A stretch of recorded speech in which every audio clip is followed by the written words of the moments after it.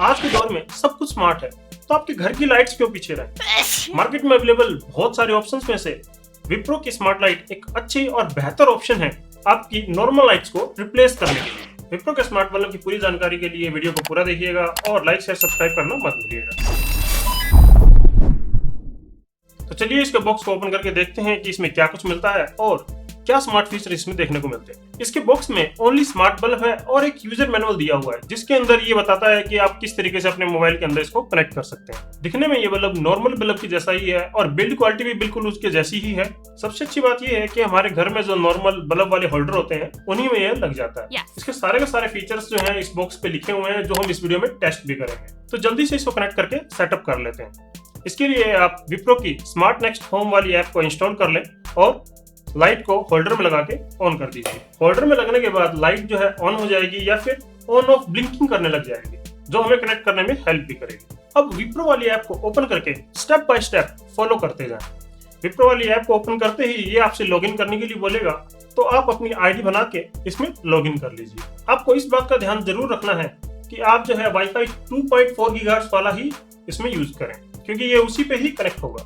और साथ के साथ ब्लूटूथ और अपनी जीपीएस लोकेशन सर्विसेज को भी ऑन कर दीजिए। अब आपको प्लस वाले साइन पर क्लिक करना है और ऐड डिवाइस पर क्लिक करके ब्लूटूथ प्लस वाईफाई वाले ऑप्शन के ऊपर क्लिक करना है। अगर बल्ब अभी तक ऑन ऑफ कर रहा है तो आप अपने वाईफाई का पासवर्ड डाल के आगे कंटिन्यू कर सकते हैं। अदरवाइज आप अपने बल्ब के पावर बटन को 3 से लेकर 7 बार ऑन ऑफ कीजिए और ये जो है अपने आप ब्लिंक करने लगेगा। उसके बाद में आप वाईफाई का पासवर्ड डाल के इसको कंटिन्यू कर पाएंगे। इसके ऐड होते ही ये स्क्रीन आपके सामने आ जाएगी जिसमें आपको सभी ऑप्शंस और फीचर्स इसके दिख जाएंगे। इसके अंदर हम कोई भी कलर सेलेक्ट कर सकते हैं। ये 16 मिलियन कलर्स को सपोर्ट करता है और इसके अंदर पहले से ही बहुत सारे मोड और सीन्स जो है ऐड kiए हुए हैं। इसकी लाइट को हम कम ज्यादा भी कर सकते हैं, जैसे कि अगर 0 वाट का अगर आप इसको बनाना चाह रहे हो या फिर आप इसकी फुल वाटेज 9 या फिर 12 वाट जितना का भी है उतना आप इसको रखना चाह रहे हो तो आप इसको इस तरीके से सेट कर सकते हैं। जैसे कि रात के टाइम में 0 वाट का यूज करना बहुत ही हेल्पफुल हो जाता है। साथ ही हम इसके अंदर टाइमर लगा के इसको ऑन भी कर सकते हैं और ऑफ भी कर सकते हैं। इसमें जो है म्यूजिक सिंक का भी ऑप्शन आता है जिसकी वजह से ये जो भी वॉइस है या फिर साउंड है उससे रिएक्ट करता है और अपना कलर जो है